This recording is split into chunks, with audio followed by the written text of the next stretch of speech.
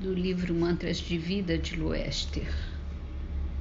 Damos às dificuldades as dimensões que a mente lhes empresta.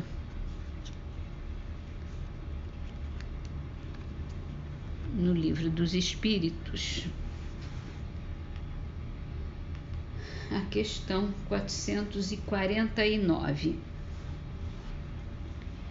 A segunda vista aparece espontaneamente ou se desenvolve pela vontade de quem a possui como faculdade. A maioria das vezes ela é espontânea, mas a vontade também desempenha importante papel no seu aparecimento. Por exemplo, tomando uma dessas pessoas, a quem se dá o nome de leitores da sorte, algumas das quais dispõem dessa faculdade, verá que é com o auxílio da própria vontade que elas se colocam no estado de terem a dupla vista e o que se chama visão. Hoje estamos lendo a Gênese, continuando com o capítulo do caráter da revelação espírita. Um último caráter da revelação espírita, a ressaltar das condições mesmas em que ela se produz, é que, apoiando-se em fatos, a doutrina espírita tem que ser, e não pode deixar de ser, essencialmente progressiva, como todas as ciências de observação. Pela sua substância, alia-se à ciência, que, sendo a exposição das leis da natureza, com relação a certa ordem de fatos, não pode ser contrária às leis de Deus, autor daquelas leis. As descobertas que a ciência realiza, longe de rebaixarem, glorificam a Deus, unicamente destroem o que os homens edificaram sobre as falsas ideias que formaram de Deus. O Espiritismo, pois, estabelece como princípio absoluto somente o que se acha evidentemente demonstrado ou o que ressalta logicamente da observação, entendendo-se com todos os ramos da economia social aos quais dá o apoio das suas próprias descobertas, assimilará sempre todas as doutrinas progressivas, de qualquer ordem que sejam, desde que hajam assumido o estado de verdades práticas e abandonado o domínio da utopia, sem o que o Espiritismo se suicidaria. Deixando de ser o que é, mentiria à sua origem e ao seu fim providencial. Caminhando de par com o progresso, o Espiritismo jamais será ultrapassado, porque, se novas descobertas lhe demonstrassem estar em erro acerca de um ponto qualquer, ele se modificaria nesse ponto. Se uma verdade nova se revelar, ele a aceitará. Qual a utilidade da doutrina moral dos espíritos, uma vez que não difere da do Cristo? O homem precisa de uma revelação? Não poderia achar em si mesmo tudo o que lhe é necessário para se conduzir? Do ponto de vista moral, é fora de dúvida que Deus outorgou ao homem um guia, dando-lhe a consciência que lhe diz: não faça a outrem o que não quererias que te fizessem. A moral natural está positivamente inscrita no coração dos homens. Porém, sabem todos lê-la nesse livro? Nunca lhes desprezaram os sábios preceitos? Que fizeram da moral do Cristo?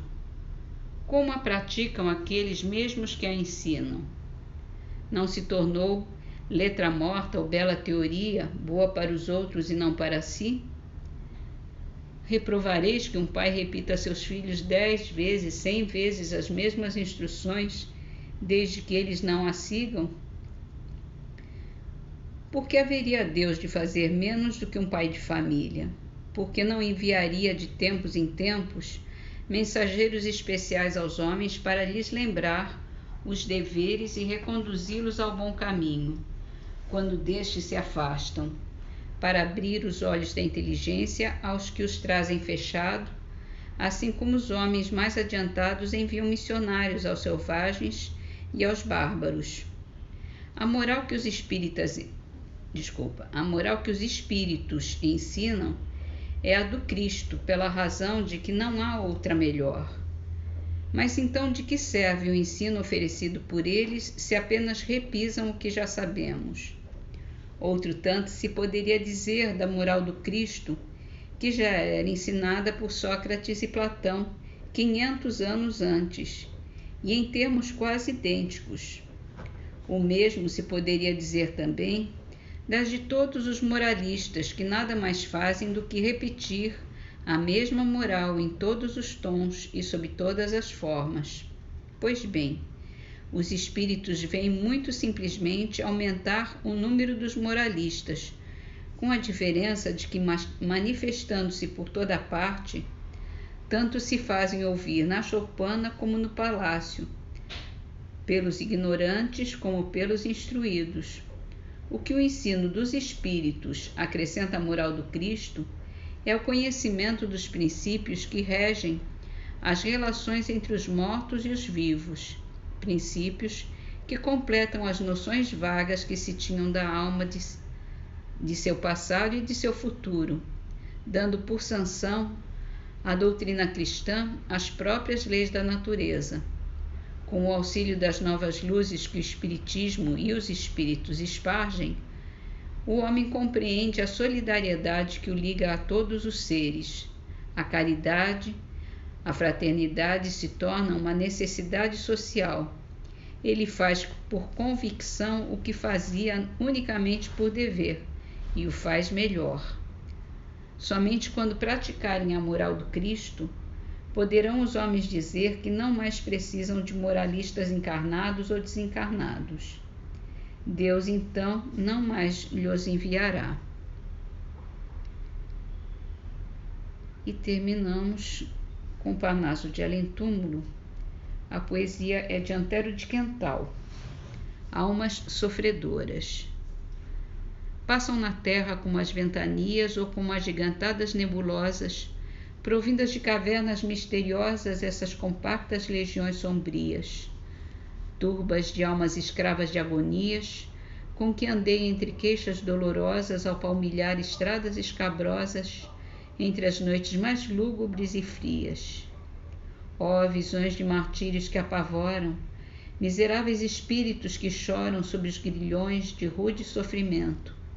Orai por eles, bons trabalhadores, que está escolhendo sobre a terra as flores de um doce e temporário esquecimento.